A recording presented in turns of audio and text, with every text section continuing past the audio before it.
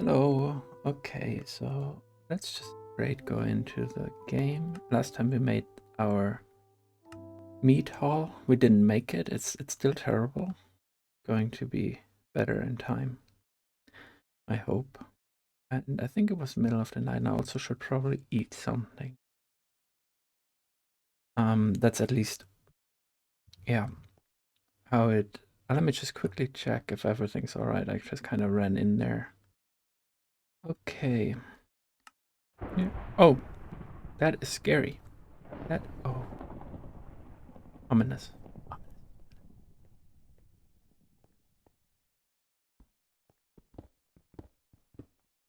Ah, exactly what I didn't want to do. Yeah, I think I'm gonna. This is very dangerous, isn't it? Probably shouldn't do this.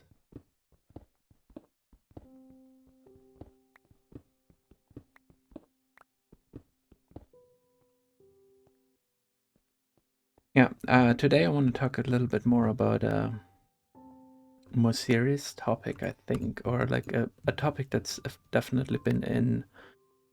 It has been discussed about a lot lately, and since I do want to use this.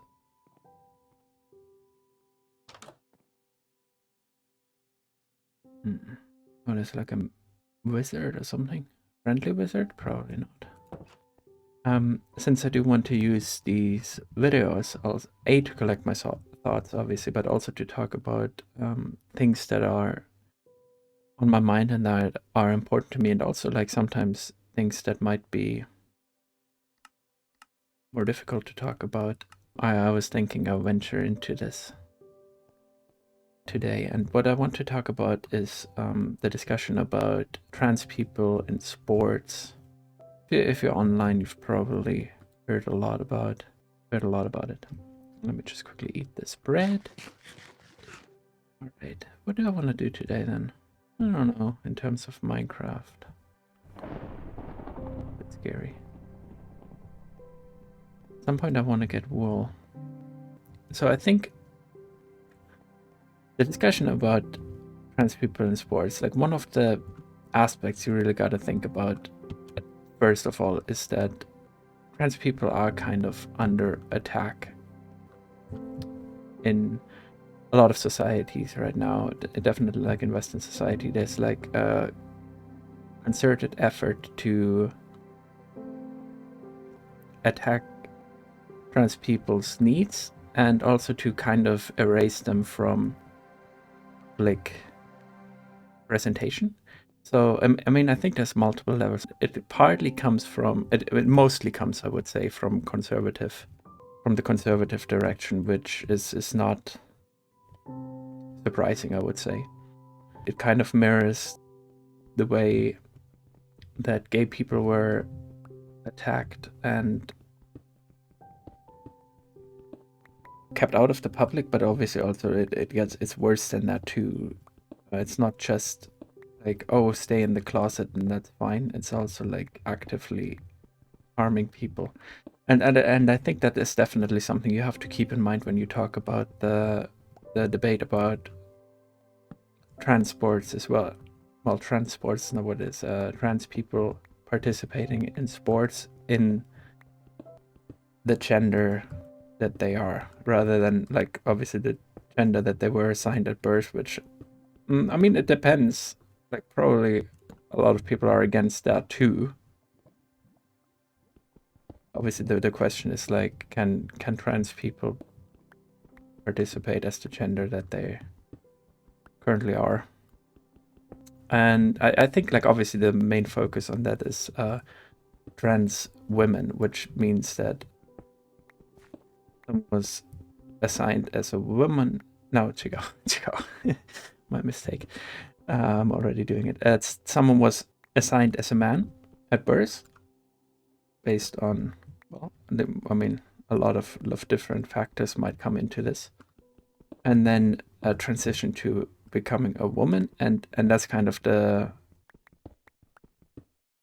main thing that a lot of conservatives, but also the non-conservatives, have a problem with, because they think men have a physical advantage, and I mean that is obviously in some cases true, and then they don't see trans women necessarily as women, or they see that disadvantage persists. And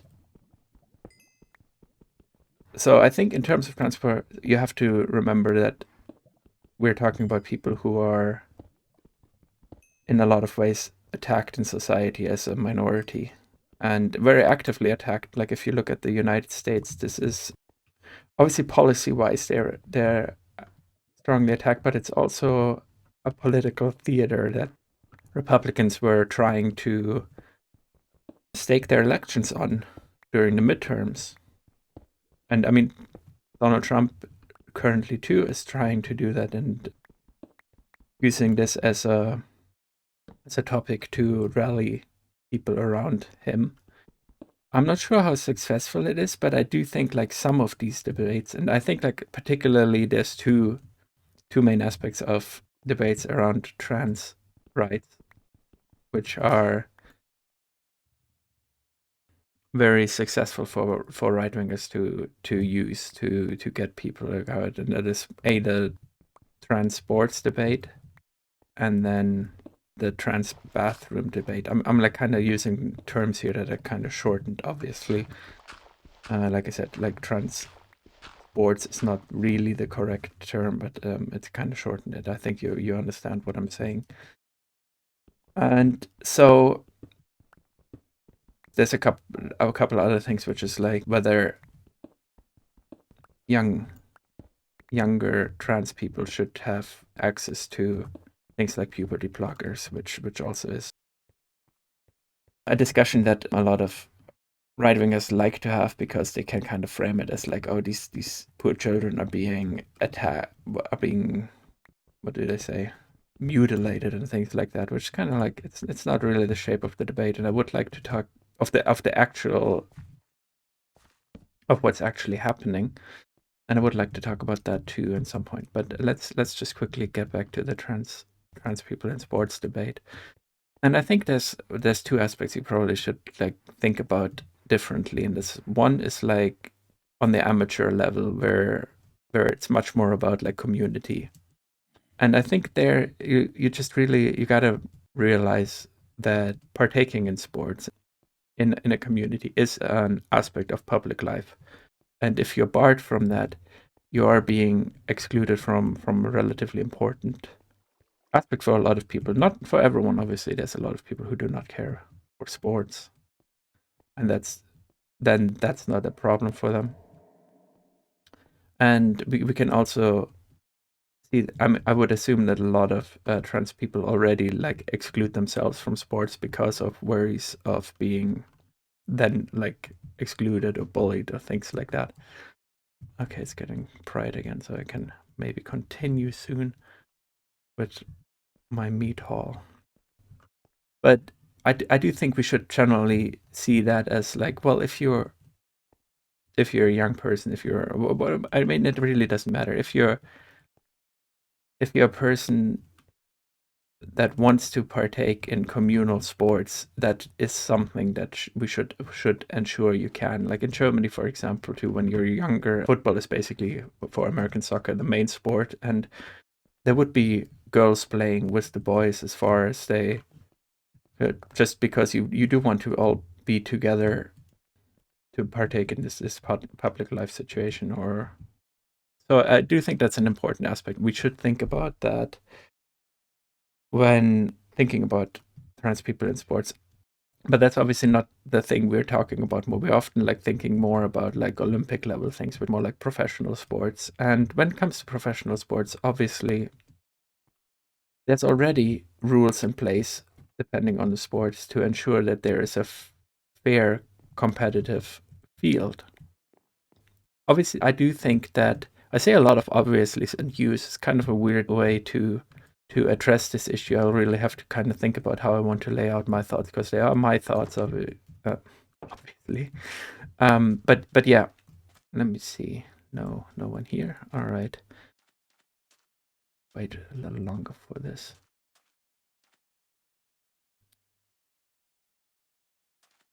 There are rules to keep the playing field fair of the game or sport that you're partaking in. That is important. For example, depends on the sport, of course, but like if you do judo or whatever, then a really big person is not going to compete with a relatively small person because this bodily difference will make a big difference. Or weightlifting has weight classes. Yeah, things like that. Obviously, then also you could talk about doping, like if taking steroids or whatever is not allowed in many sports, besides being illegal in a lot of jurisdictions anyways. But obviously in bodybuilding, we want to like call that a sport or kind of like an arts kind of thing. It is very common and used, and you can't really achieve the high levels of bodybuilding without partaking in performance enhancing drugs, which is also like an interesting thing to think about. I might want to talk about that in the future for like the body issues people have because of that. That is kind of then the same thing. If there's like a governing body that decides the rules of the game, a lot of them obviously very corrupt, talk about FIFA or the Olympic Committee, but they do exist and they decide the rules of the game. And I do think it does then make sense for them to say, this is allowed and this is not allowed. And often they do that. And then sometimes would find that, well, trans women that has been on HRT, hormone replacement therapy, and whatever other aspects they take into account, does not have an advantage or does have an advantage. If we're looking into this from an objective, as far as we can, objective standpoint, then I do think that makes sense. We do not want people to not to compete with others that don't that just have a completely natural advantage. But where the problem comes in is that this is kind of politically hijacked. When politicians say, no, we are going to decide instead of the governing bodies.